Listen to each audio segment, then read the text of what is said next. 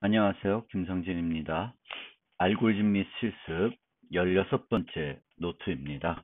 이 노트가 이번 학기의 마지막으로 설명드릴 노트입니다. 새로운 내용은 아니고요. 한 학기 배운 내용을 한번 요약해서 설명해 드리겠습니다. 여러분들이 한 학기 동안 알고리즘을 배우면서 저지 사이트를 통해서 많은 프로그래밍을 했다고 생각됩니다. 그리고 프로그램 능력이 조금씩 모두 다 향상됐을 것으로 기대합니다. 저도 여러분들의 질문들을 답하는 과정에서 파이썬에 대한 공부를 무지 많이 한 것 같습니다. 즐거운 한 학기였던 것 같고요.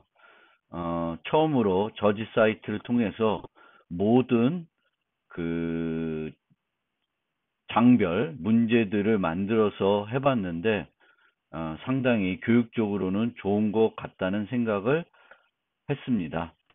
실제 이렇게 각 장에 있는 문제들을 직접 해결해 봐야 알고리즘에 대한 이해가 좀 더 높아진다고 저는 생각을 합니다.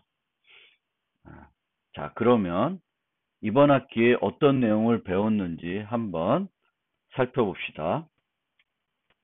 자, 우리가 이번 학기에 학습한 내용들이 뭐가 있는지 간단하게 요약하고 좀 더 세부적으로 살펴보겠습니다. 첫 번째, 우리는 알고리즘의 성능을 분석하는 방법을 배웠습니다. 알고리즘이 주어졌을 때 그것의 시간 복잡도와 공간 복잡도를 계산할 수 있게 분석할 수 있는 능력을 방법을 배웠습니다. 이 시간 복잡도와 공간 복잡도를 분석할 때 우리는 빅O를 사용하게 됩니다. 그런데 이 빅O를 이용해서 알고리즘의 성능을 분석할 때 주의할 점이 두 가지가 있는데 하나는 입력 크기입니다. 그래서 일반적인 어떤 문제에서 입력 크기는 직관적으로 쉽게 알 수 있습니다. 배열을 정렬한다. 그러면 배열의 크기가 입력 크기로 생각해서 분석을 하면은 아무런 문제가 없습니다. 그런데 특별한 문제들의 경우에는 그 입력 크기에 대해서 좀 더 신중하게 생각을 해야 됩니다. 우리가 그걸 제일 먼저 살펴봤던 예제가 소수 판별 문제였죠. 이 문제는 주어진 n이 주어졌을 때 스퀘어 n, 루트 n보다 작은 수에 대해서 나눠봐서 이 수가 소수인지 아닌지를 판별했습니다. 이 경우에 이 n이라는 수가 보통 우리가 배열로 얘기하면은 정수 하나니까 입력 크기가 하나로 착각할 수도 있고 n이 주어졌는데 n을 n-1번 반복하니까 이 n이라는 정수 자체를 또 입력 크기로 생각할 수 있는데 그렇게 분석하면은 올바른 분석이 되지 않습니다. 여기서 이런 경우에는 이 입력 크기를 분석할 때 이 n을 표현하기 위한 문자수로 분석하면 됩니다. 두 가지 방법이 보통 있는데 보통 우리는 정수를 컴퓨터 내부적으로는 비트로 표현합니다. 그러면 이 n을 나타내기 위한 비트 수가 몇 개인지 이걸 통해서 입력 크기를 분석할 수도 있고 또 하나의 방법은 이 n을 입력하기 위해서 우리가 누르는 키보드의 수로 분석할 수 있습니다. 나중에 분석하면은 큰 차이는 없습니다. 얘는 로그 n으로 되는 거고 얘는 로그 10의 n으로 됩니다. 왜냐하면 1, 2, 3, 4, 5가 되면은 5번 우리가 키보드를 치겠죠. 이 비트로 표현하면은 이제 로그 2의 n이 되는 거예요. 그래서 같은 로그 단위이기 때문에 최종적인 분석에서는 큰 차이는 없습니다. 또 하나 우리가 빅 O를 분석하다 보면은 이렇게 하나의 변수가 아니라 두 개의 변수로 분석을 해야 되는 경우가 있습니다. 대표적인 게 그래프죠. 그래프는 노드의 수와 간선의 수가 주어집니다. n, m. 그래서 뭐 mn, m 플러스 n 이런 식으로 분석들이 돼요. 그래서 다중변수 비고에 대해서는 이것들을 우리가 어떻게 살펴봐야 되는지도 생각을 해주셔야 됩니다.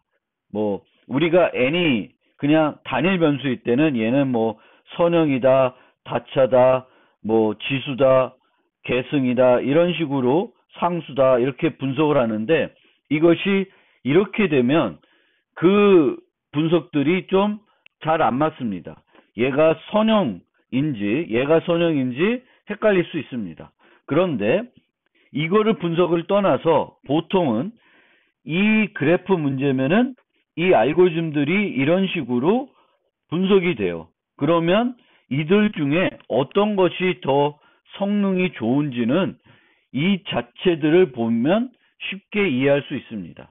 또 이 경우에 OMN의 경우에 이 간선의 수는 최대 n제곱이다. 그래서 이런 식으로 바꿔서 표현도 하고 분석도 할 수 있는데 우리가 여러 변수들이 등장할 경우에는 그 변수들이 바뀜에 따라서 어떻게 성능이 변하는지 보기 위해서는 하나의 변수로 축약해서 표현하는 것보다는 이렇게 표현하는 것이 더 효과적입니다.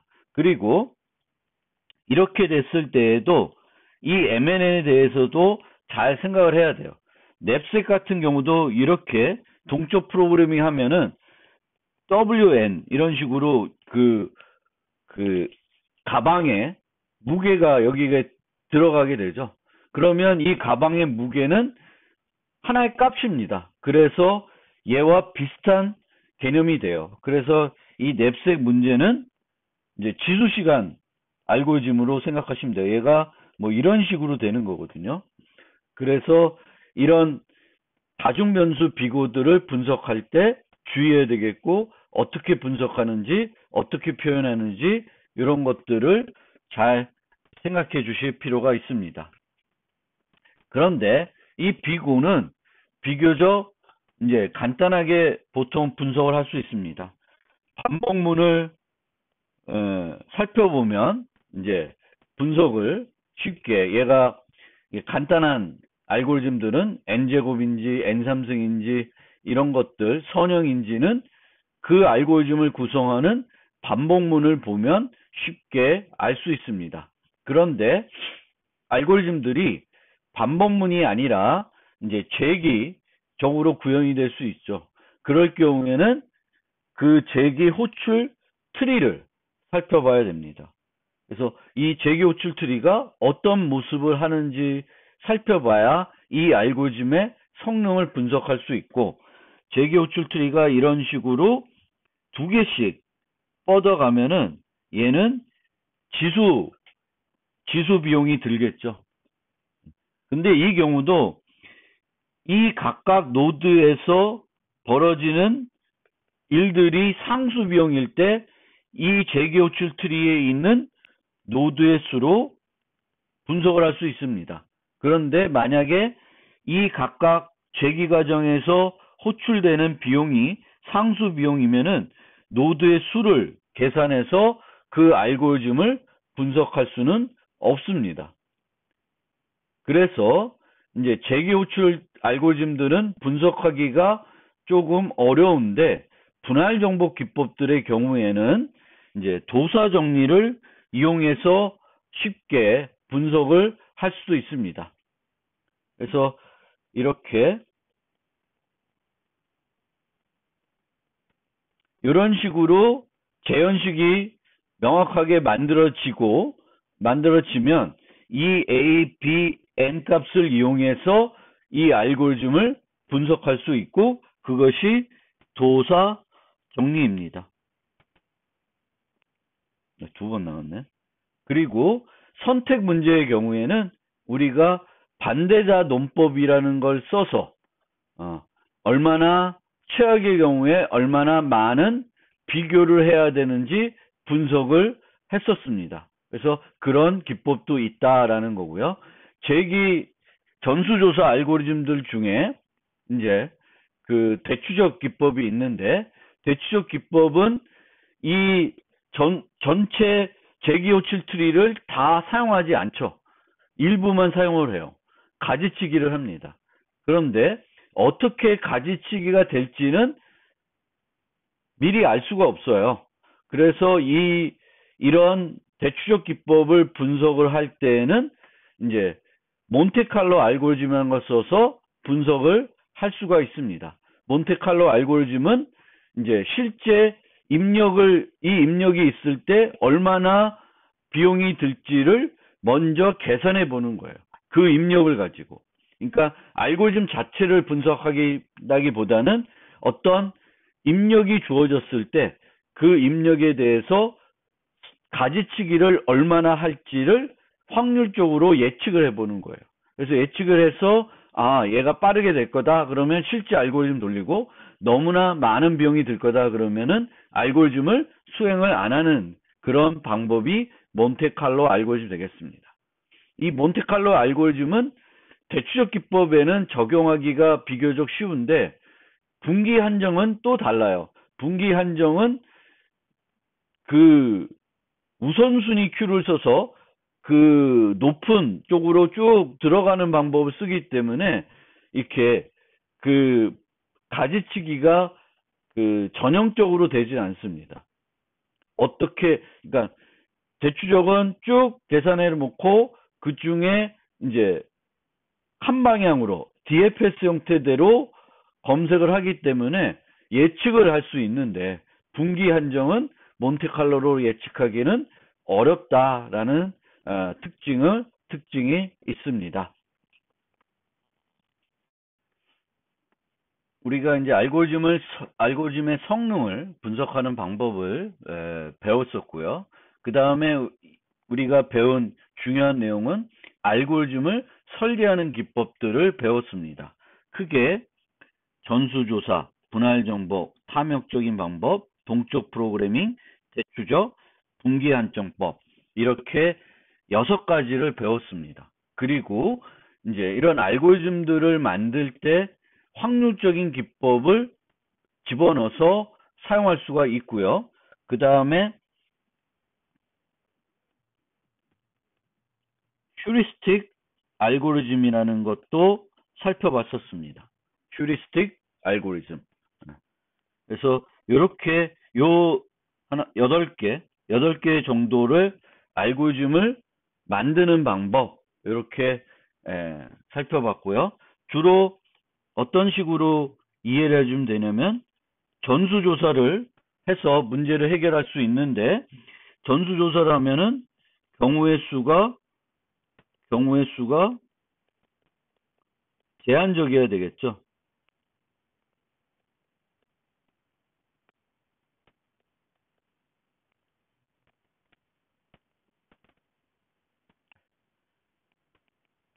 제한적이 돼야 됩니다. 죄송합니다. 이 펜이 그래서 전수조사의 경우에는 경우의 수가 제한적이 돼야 됩니다. 그러면 이 경우의 수가 너무 많을 경우에는 우리는 탐욕적인 방법을 한번 살펴볼 수 있습니다. 그런데 모든 경우를 탐욕적인 방법으로 해결하기가 어렵고, 탐욕적인 방법으로 해결하려고 그러면은 알고리즘을 만들고 정확성을 증명해야 됩니다. 그러면 탐욕적인 방법으로 해결하기 어려우면 이 전수조사를 동적 프로그래밍을 이용해서 해결해 보려고 할 수 있습니다. 쉽게는 이 전수조사 한 프로그램을 그냥 메모이제이션을 해서 중복 계산을 없애서 효율을 높이는 방법이 있고, 거꾸로 탑다운이 아니라 버텀업 방법을 써서 점화식을 이용해 가지고 해서 하는 태뷸레이션 방법이 있습니다. 그리고 동적 프로그램을 적용하지 않고 가지치기를 해서 이제 접근하는 방법도 있습니다. 전수조사를 하되 그 모든 경우를 다 조사하는 것이 아니라 가지치기를 많이 해서 불필요한 경우를 조사를 안 해가지고 효율을 높이는 방법입니다. 그게 이제 대추적 분기 한정법이다. 이렇게 간략하게 이해를 해보시면 좋겠습니다. 그 다음에 우리가 만나게 되는 문제들, 그리고 이번 학기에 우리가 살펴봤던 문제들 중에 효율적인 알고리즘이 없는 문제들도 많이 있었습니다. 이런 문제들은 그런데 아주 중요한 공통된 특성을 갖고 있습니다. 그것이 바로 MP 이론이 되겠습니다. 이 MP 이론에 의하면은 하나의 문제만, 이런 어려운 문제들 중에 하나의 문제만 다차 시간에 해결할 수 있으면 모든 문제를 다차 시간에 해결할 수 있다는 것이 증명이 되어 있어요. 되게 놀라운 사실이죠. 그런 내용을 살펴봤고, 그러면 이런 MP 하드 문제들을 혹시 현장에서 만났을 때 여러분들이 어떻게 해야 되는지도 간략하게 설명을 드렸습니다. 그리고 그러면 우리가 알고리즘의 성능을 분석하는 방법, 알고리즘을 설계하는 분석하는 방법들을 배웠는데 그 과정에서 여러 가지 문제들을 살펴봤어요. 정렬 문제도 살펴봤고 선택 문제도 살펴봤고 그래프 이론과 그래프 관련된 문제들, 특히 최단 경로를 찾는 문제들을 살펴봤어요. 그리고 이렇게 그래프와 관련된 문제들을 우리가 컴퓨터 공학에서 많이 해결을 해야 되는데 이 그래프를 그러면은 먼저 표현을 해야 됩니다. 근데 그래프를 표현하는 컴퓨터 자료 구조로 표현하는 방법은 크게 두 가지 방법이 있다. 인접 행렬, 인접 리스트. 그래서 어떤 방법으로 표현하느냐에 따라서 또 처리하는 알고리즘, 성능들이 달라질 수 있어요. 어떤 알고리즘의 경우에는 인접 행렬로 해야, 인접 리스트로 만들어야 우리가 기대했던 그 성능을 얻을 수 있습니다. 왜냐하면 인접 행렬의 경우에는 n 노드를 다 그 배열에 있는 각 0번부터 n-1번까지 쭉 가면서 인접했는지 안 했는지를 봐야 되는 거죠. 그 비용이 이제 추가적으로 들어가는 거예요. 인접 리스트는 그냥 바로 되니까. 그러니까 인접한 목록들만 갖고 있으니까 그거를 루프를 돌면 되는데 인접 행렬은 항상 노드의 수만큼 매번 반복하게 되는 그런 문제점도 있습니다. 그리고 그래프를 탐색할 때 우리가 사용하는 BFS, DFS 요 두 개는 기본적으로 잘 알고 계셔야 될 거고 이 DFS는 재기적으로 그냥 구현이 될 거고 대부분 우리가 전수조사를 할 때 실제 재기 호출 트리가 그려지는데 그 재기 호출 트리를 방문하는 순서가 DFS하고 같습니다. 그러니까 그런 개념을 또 머릿속으로 잘 생각하시면서 문제를 이해해 주시면 좋겠고요. 그리고 다른 문제를 해결하는 알고리즘을 이용해서 문제를 해결할 수 있다는 점도 잘 생각해 주시면 좋겠습니다. 그래서 우리가 빠른 정렬이 있었고 이 빠른 정렬을 이용해서 빠른 선택 알고리즘을 만들 수 있었습니다. 그래서 어떤 알고리즘을 우리가 생각을 해야 될 때 유사한 문제나 관련 문제들의 해결책을 내가 알고 있으면 그걸 이용해서 새로운 문제를 해결하는 그런 방법들도 생각해 볼 필요가 있습니다. 그런데 유사하다고 생각해서 잘못 해결하는 경우도 있어요. 너무 똑같다고 생각해서 그걸 이용해서 해결했는데 그 문제와 이 문제의 차이점이 분명히 있는데 그 차이점을 제대로 파악하지 않고 그냥 가져다가 쓰다 보면은 답을 못 찾는 경우도 있습니다. 그래서 유사하다고 하더라도 궁극에는 어떤 차이점이 있는지를 명확히 파악을 해가지고 맞게 변형시키든지 활용을 해야 됩니다. 그대로 활용했다가는 오히려 답이 엉뚱한 답을 찾게 되겠고 어떤 문제가 있는지 파악하기 어려운 경우도 있습니다. 그 다음에 특히 탐욕적인 알고리즘의 경우에는 우리가 만든 알고리즘이 정확한지 증명을 해줘야 되는데 그 증명하는 기술들도 많이 살펴봤습니다. 보통은 귀납법, 모순 증명을 이용했었고 모순 증명의 경우에는 exchange argument라는 기법을 사용합니다. 보통 얘와 얘를 맞바꾸면은 답이 안 된다. 맞바꿀 수 없다.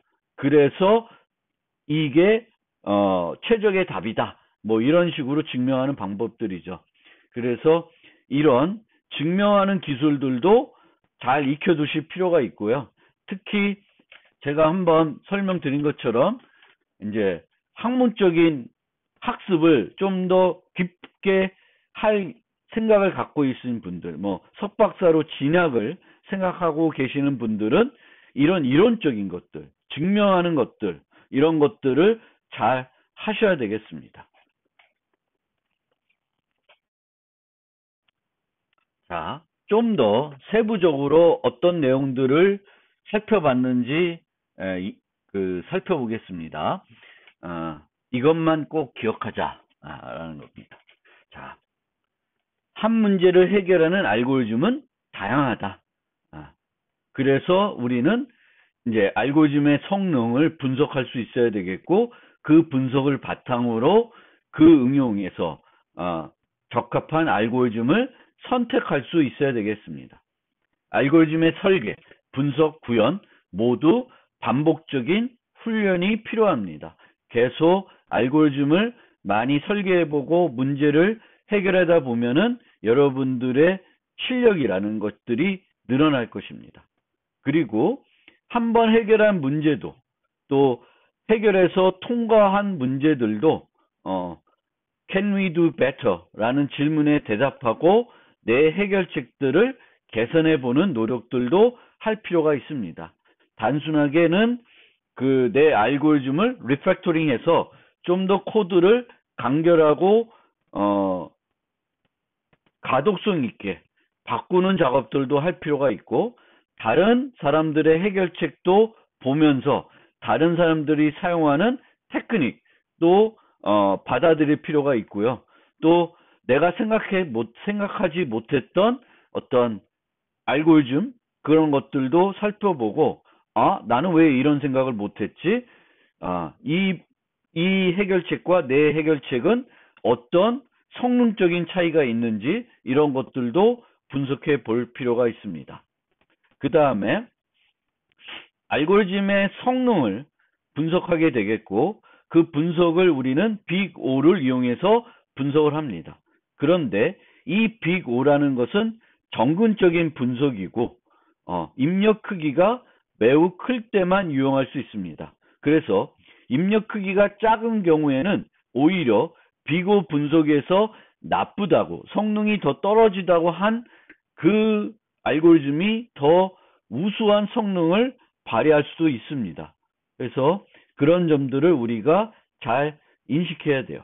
그래서 해결해야 하는 문제 입력 크기의 범위를 주의 깊게 살펴볼 필요가 있습니다. 입력 크기가 작다. 내 응용에서는 작은 크기의 문제들에 대해서만 다룬다. 그러면 굳이 아주 효과적인 복잡한 알고리즘을 만들 필요는 없습니다. 단순하면서 성능이 조금 떨어지지만 충분하게 이 문제들을 주어진 시간 내에 해결할 수 있는 알고리즘이면은 사용하는데 아무런 문제가 없는 것입니다. 그리고 입력 크기가 매우 클 때만 유용하기 때문에 같은 n제곱이라고 분류됐을 때에는 그 생략된 것들이 뭔지를 또 살펴볼 필요도 있을 수 있습니다. 똑같이 n제곱인 게 a, b가 있을 때 우리가 정근적으로 분석해서 최종적으로는 n제곱이라고 했지만 이 앞에 어떤 것들이 생략되어 있는지, 이런 값들이 뭔지를 잘 살펴봐야 되겠죠. A와 B에 대해서. 그리고 전수조사 알고리즘을 만들려고 하면은 보통 재기적으로 구현하는 것이 가장 편합니다. 반복적으로 전수조사를 하는 알고리즘을 만들기에는 되게 어려울 수 있어요. 그래서 오히려 전수조사는 재기, 호출을 이용해서 구현하는 것이 가장 쉽습니다. 그리고 이 전수조사 알고리즘에서는 이런 식으로 이제 쉽게 만들 때 포함하고 포함하지 않고, 포함하고 포함하지 않고, 이런 형태대로 프로그램을 하는 경우가 많이 있습니다. 그래서 전체의 경우를 이제 만들어내는 거죠. 그래서 1번 아이템, 2번 아이템. 그러면 1번 아이템을 포함하는 경우, 포함하지 않은 경우. 그럼 이쪽에 오면은 1번과 2번을 모두 포함하는 경우, 1번만 포함되어 있는 경우이고요. 이런 식으로 나가는 거예요. 2번만 포함되어 있는 경우, 아무것도 포함 안 되는 경우, 이런 것들을 계속 반복적으로 이제 진행을 하게 되겠죠. 전수조사에서 주의할 사항은 중복한 답을 제거하는 거예요. 어떻게 프로그램을 했는지에 따라서는 똑같은 답들을 여러 번 찾을 수가 있습니다. 그래서 그 찾은 답을 나중에 다 찾고 중복을 제거할 수도 있겠지만 보통 더 효과적인 방법은 특정한 방법으로 전수조사를 해서 중복적으로 그 중복된 경우를 검사하지 않는 그런 방법을 많이 사용을 합니다. 그 예시들은 우리가 그 초기에 살펴봤던 소프 문제나 덮기 문제처럼 특정한 방향으로만 검사를 하죠. 그러니까 한 방향으로만 검사를 하게 되면은 중복된 것을 검사하지 않게 됩니다. 그래서 그런 거를 해야 되겠고, 그 다음에 분할 정복과 관련해서는 분할 정복을 하기 위해서는 원 문제를 같은 유형의 규모가 작은 문제로 분할할 수 있어야 됩니다. 그런데 이때 몇 개로 분할되는지, 많이 분할되면은 좋지는 않겠죠. 또 규모가 어떤 수준으로 작아지나, 보통은 반씩 뭔가 이렇게 되게 많이씩 줄어들면은 좋겠죠. 모든 소문제가 같은 크기이면은 도사 정리로 쉽게 성능을 분석할 수 있습니다. 그리고 이 소문제들을 해결하고 이들을 결합해서 큰 문제의 답을 구해야 되는데 이 부분이 성능에 매우 중요한 역할을 합니다. 그래서 우리가 TBOND죠. 요게 중요해요. 그래서 그 합병 정렬, 우리가 전형적인 분할 정복이라고 하는 합병 정렬은 요게 2고 요게 2고 요게 n이죠. 이랬을 때 n 로그 n 비용이 됩니다. 그래서 이 결합하는 것을 선형해 할 수 있어야 돼요. 반씩 쪼개는 거는 모든 문제를 이렇게 반씩 쪼개서 뭔가 할 수 있을 것 같은데 반씩 쪼갰을 때 이 결과를 결합하는 비용을 선형해 할 수 있는지 여부가 어떤 분할 정복을 이용해서 문제를 효과적으로 해결할 수 있는지 없는지가 매우 좌우됩니다. 확률적인 알고리즘은 에서의 성능은 매번 달라질 수 있지만 평균적으로는 매우 우수한 경우가 많이 있습니다. 그래서 알고리즘을 우리가 만들 때 얘는 확률적인 기법을 좀 써서 뭔가 효율적으로 개선할 수 있을지는 한번 생각을 해보셔야 되겠습니다. 그래서 그런 방법들도 있으니까 우리가 전형적인 그 결정적인 방법 말고 그 확률적인 방법들을 쓰게 되면은 더 효율적으로 알고리즘도 더 쉽게 만들 수 있고 효율도 높일 수 있어요. 특히 선택 문제들이 그런 대표적인 예가 되겠죠. 이 R 셀렉트와 D 셀렉트를 비교하면은 얘는 너무 성능은 선형이지만 마치 선형이 아닌 것처럼 보여지죠. 5개씩 나눠서 얘들을 정렬하고 또 중간값 구하고 막 이렇게 되니까 워낙 복잡해요. 그래서 차라리 그런 R 셀렉트가 훨씬 더 효율적인 방법이 되겠습니다. 그리고 이제 그래프 탐색에서 BFS, DFS가 있는데 이제 그 너비 우선은 Q를 사용해서 만들게 되어 있고 깊이 우선은 스택을 이용해서 만드는데 깊이 우선은 스택을 이용하지 않고 그냥 재규적으로 호출해 가지고 깊이 우선을 구현할 수 있습니다. 그 다음에 그래프에서의 최단 경로 문제예요. 비가중치 그래프 아니면은 그 가중치가 있는데 모든 가중치가 같은 경우에 그 경우에는 BFS를 이용해서 최단 경로를 찾을 수 있습니다. 그러니까 홉수가 기준이 되죠. 그 다음에 가중치 그래프인데 가중치가 음수가 아닌 경우에 이 경우에는 다익스트라 알고리즘을 사용할 수 있고 다익스트라 알고리즘은 그 우선순위 Q 힙이라는 자료 구조를 쓰는 거죠. 그런데 보통 이제 그 우리가 사용하는 고급 프로그래밍 언어에 있는 라이브러리에서 제공되는 우선순위 Q들은 delete나 change priority라는 연산을 제공하지 않습니다. 그래서 이제 실제적인 우리가 많이 구현하는 방법은 이제 게으른 다익스트라 알고리즘 방법으로 구현을 하게 됩니다. 그러니까 계속 집어넣는 거예요. 원래는 이 힙에 한 노드에 대해서는 하나의 값만 유지해야 되는 건데 이제 그 값들을 빼내서 갱신하기가 어려우니까 이제 계속 집어넣는 그런 방법을 씁니다. 이 게으른 다익스트라의 경우에도 너무 많이 무조건적으로 집어넣도록 구현하시는 분도 있는데 그렇게 되면 안 되고 키라는 거를 별도 배열을 둬서 지금까지 계산된 키보다 작은 경우에만 우선순위 Q에 집어넣으시면 돼요. 그러면 이 Q에는 이제 얘보다 큰 거가 있지만 새로 넣을 때는 그 Q에 들어가 있는 가장 작은 것보다는 작은 애들만 집어넣게 됩니다.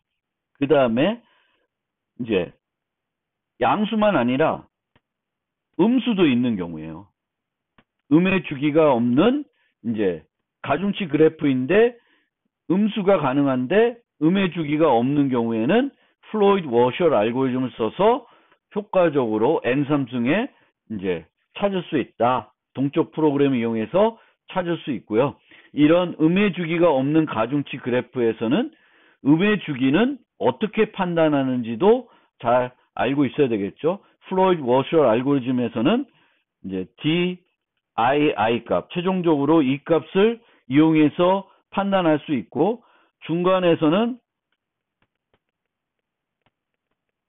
요것들을 분석해서 찾을 수도 있습니다. 그래서 항상 음의 주기가 없는 가중치 그래프에서는 추가적으로 우리가 알아야 되는 건 음의 주기를 어떻게 판단하는지 알고 계셔야 되겠고요.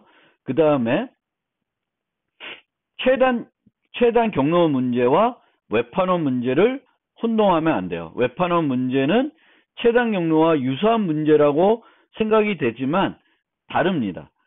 최단 경로는 모든 노드를 거쳐갈 필요가 없어요. A에서 B로 가면은 한 번에 갈 수도 있고 두 번에 갈 수도 있고 그렇습니다. 근데 웹판원 문제는 모든 노드를 거쳐서 다시 또 자기한테 되돌아와야 돼요. 그래서 그 개념이 다르다. 이제 웹판원 문제에서는 가장 짧은 해밀턴 회로라는 걸 찾아야 되는 것입니다. 그래서 최단 경로와 웹판원 문제를 혼동하지 말았으면 좋겠고 이런 그래프 문제에서 우리가 증명을 할 때 이 다이스 알고리즘은 탐욕적인 알고리즘인데 여기서 우리가 이런 그래프 알고리즘에서 이제 알고리즘들 증명할 때 컷 개념이라는 걸 잘 알아두시면 증명할 때 쉽게 증명을 할 수 있고요. 또 이제 최소 신장 트리를 구하는 프림과 크루스칼 알고리즘을 살펴봤었습니다. 프림은 다이스와 유사하게 힙이라는 걸 썼었고 크루스칼은 유니언 파인드라는 그런 자료 구조를 썼었습니다. 그래서 이 유니언 파인드라는 자료 구조도 잘 알고 계시면 이제 크루스칼 말고도 어떤 다른 응용에 이제 활용할 수도 있을 것입니다. 뭐 크루스칼 유니언 파인드 자료 구조를 만드는 것이 어렵지는 않어요. 배열 2개면 되니까 아주 간단하게 만들 수 있는 자료 구조입니다. 결합할 수 있는 거죠. 그러니까 이 유니언 파인드 자료 구조는 집합 어떤 전체 집합이 있고 얘들이 이제 분할되어 있는데 이 분할된 것들을 계속 결합할 수 있고 어떤 애가 어떤 분할에 있는지 빠르게 찾을 수 있습니다. 다 로그 n에 결합도 할 수 있고 찾을 수도 있습니다. 그 다음에 아까 한 얘기인데 경우의 수가 많아 전수조사하는 것이 가능하지 않을 때 어떤 방법을 우리가 접근할 수 있다? 전수조사 자체를 그냥 메모리제이션해서 중복 계산을 제거해서 효율을 높일 수 있습니다. 아니면 이 전수조사할 때 만든 그 재계 호출을 보고 점화식을 찾아내는 거예요. 그리고 그 점화식을 이용해서 하향식 대신에 사향식으로 해결하는 겁니다. 그거를 우리가 태블레이션이라고 그런 거죠. 그래서 태블레이션으로 문제를 해결하려고 그러면은 점화식을 찾는 것이 핵심인데 이 점화식은 보통 답의 구조로부터 유도할 수 있습니다.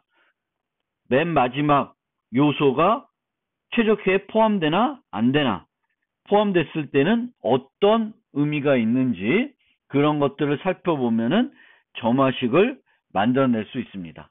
점화식만 만들어내면은 되게 쉽게 그 알고리즘을 만들어낼 수 있고 프로그래밍을 할 수 있습니다. 그리고 이제 이렇게 태블레이션으로 답을 찾았을 때 이 답은 어떤 값이 돼요. 뭐 최소값이나 최대값. 그런데 이 값을 얻게까지 된 그 요소들은 뭐냐? 뭐 그런 뭐 예를 들면은 0일 배나 문제다. 그러면은 최대 이득이 얼마다라는 거를 이 테이블 통해서 계산을 낸 거죠. 그러면 실제 어떤 물건들을 우리가 이용해서 그 값을 만들어냈는지는 거꾸로 백으로 오면서 계산해내는 걸 많이 합니다. 그 태블레이션의 경우에는 값들을 쭉 찾아내고 거꾸로 와서 해를 찾아내는 방식을 주로 사용한다. 그리고 이 태블레이션으로 최적화 문제를 우리가 해결할 때에는 최적 원칙이 적용이 돼야 돼요. 최적 원칙이 적용돼야 태블레이션으로 해결할 수 있습니다. 그 소문제가 또 그것의 최적해가 돼야 되는 거죠. 최적해들을 이용해서 더 큰 문제의 최적해를 해결하는 그 형태가 돼야지 이제 태블레이션을 해결할 수 있고, 최적화 문제 중에 최적 원칙이 적용이 안 되는 대표적인 예가 최장 경로죠. 최단 경로가 아니라 최장 경로를 찾는 문제는 최적 원칙이 적용이 되지 않습니다. 이렇게 동적 프로그램 이용해서 계산할 수도 있고 탐욕적인 방법을 이용해서도 계산할 수 있어요. 그거는 여기에 빠져 있는데 그거 생각해 주시고요. 그 다음에는 대추적이나 분기안정법을 통해서 많은 부분을 가지치기를 해서 성능을 향상할 수 있습니다. 죄송합니다. 이 대추적과 분기한정법에서는 이 promising 함수를 만드는 것이 가장 핵심이 되겠습니다. 이 promising 함수를 통해서 더 많은 그 요소들을, 노드들을 제2호출 트리에서 배제할 수 있으면은 더 빠르게 답을 찾을 수가 있겠죠. 분기 한정법은 이제 우선순위 큐를 최적화 문제를 해결할 때만 사용할 수 있고 우선순위 큐를 사용하게 됩니다. 대추적은 그냥 이제 일반적인 전수조사를 하는 거기서 이제 promising 함수만 집어넣어서 특정한 탐색을 할 때, 얘 밑으로는 안 가도 돼. 그러면 가지치기를 하는 거죠. 근데 분기 한정은 쭉 계산해 놓고 이 레벨에서 얘가 제일 좋아. 그럼 1로 가는 거예요. 가다 보니까 얘가 더 좋은 것 같아. 그럼 1로 또 가요. 그래서 왔다 갔다 하면서 찾아내는 거기 때문에 우선순위 큐를 사용하게 되겠고 실제 노드를 만들어서 진행해야 됩니다. 뭐 분기 한정도 이 promising 함수를 만드는 것이 가장 핵심이 되겠습니다. 이런 대추적과 분기 한정 기법은 문제의 특성 때문에 여전히 최악의 경우에는 지수 시간을 요구한다는 점은 잘 알고 계셔야 될 것입니다. 하지만 입력이 매우 큰 사례에 대해서도 효과적으로 답을 찾을 수 있고 대추적 같은 경우에는 몬테 칼로 알고리즘으로 하기 전에 성능이 어느 정도 되는지 검사해 볼 수도 있습니다. 그 다음에 P와 MP 이론에 대해서 좀 더 세부적으로 살펴보면은 P와 MP 문제는 아직도 답을 모릅니다. 밀레니엄 문제죠. 7대 수학 난제 문제 중에 하나입니다. 그래서 그런데 이제 많은 사람들은 P와 MP는 다를 것이다. 이런 거죠. 모든 문제를 이제 다차 시간에 해결할 수는 없을 거라고 생각을 하고 있는 거죠.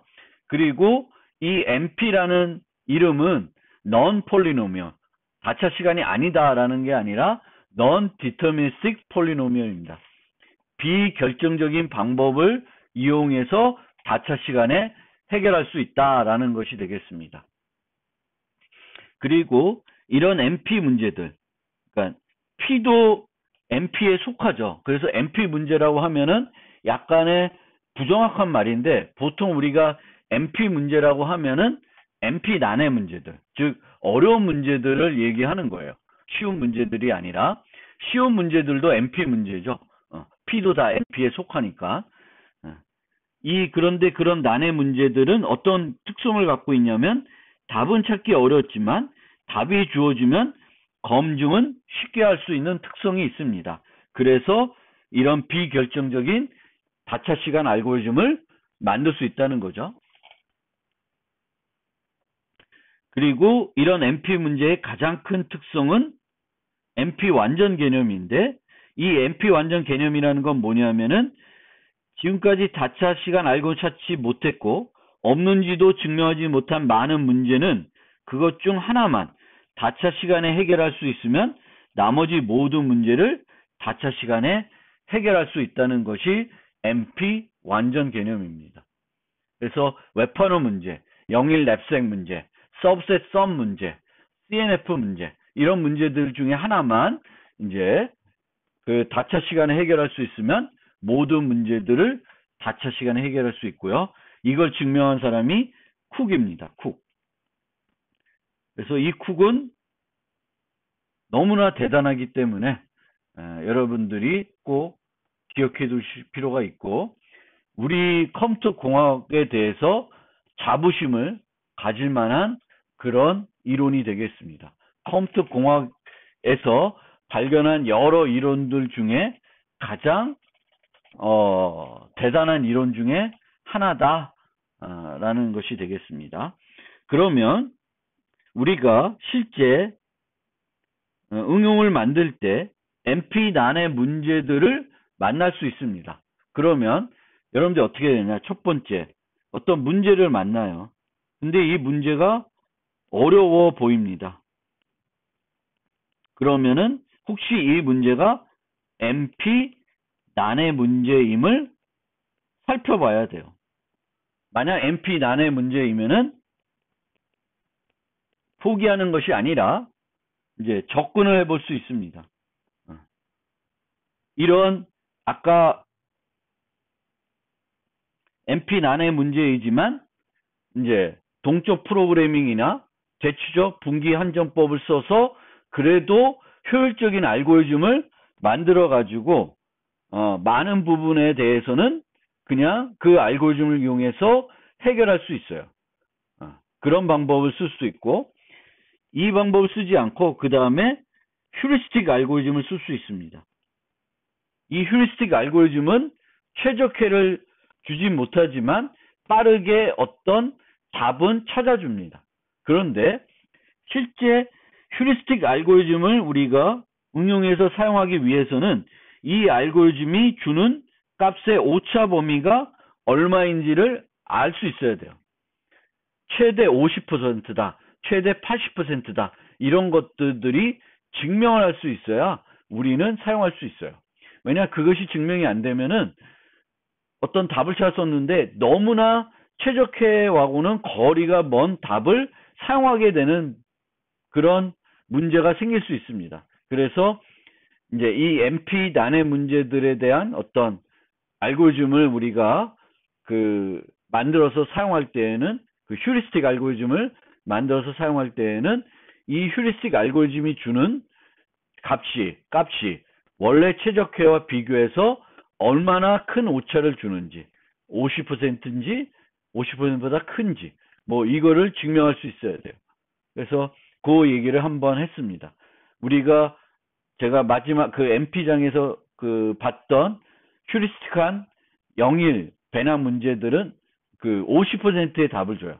항상 50%보다는 더 좋은 답을 주는 거예요. 그리고 그거를 좀 더 자세히 분석을 하면은 그 50%를 또 늘릴 수 있습니다.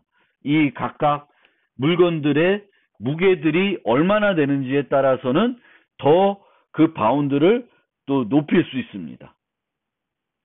그리고 마지막 방법은 모든 NP 완전 문제는 다 한 문제만 해결하면은 다 해결할 수 있기 때문에 지금까지 이 NP 완전 문제를 해결하는 가장 효과적인 알고리즘들이 개발되어 있습니다. 그럼 걔를 가져다 쓰는 거예요. 그런데 그렇게 하기 위해서는 내 문제를 그 문제로 다차 시간에 바꿔주는 알고리즘을 개발해야 됩니다. 개발해 놓고 그거를 그 알고리즘에 집어넣어서 해결하는 방법도 있습니다. 자, 그러면 이 수업에서 배운 알고리즘들 중에 여러분들이 꼭 기억하고 있어야 되는 알고리즘, 컴퓨터 공학도이면은 꼭 알고 있어야 되는 알고리즘은 합병 정렬 알고리즘, 빠른 정렬 알고리즘, R셀렉트 알고리즘, BFS와 DFS, 그 다음에 다익슬 알고리즘, 이 힙 기반인데 게으른 알고리즘은 뭐다라는 걸 좀 알고 있을 필요가 있고요. 플로이드 워셔 알고리즘, 그리고 프림 크루스칼 알고리즘, 이런 것들은 꼭 알고 계실 필요가 있겠습니다.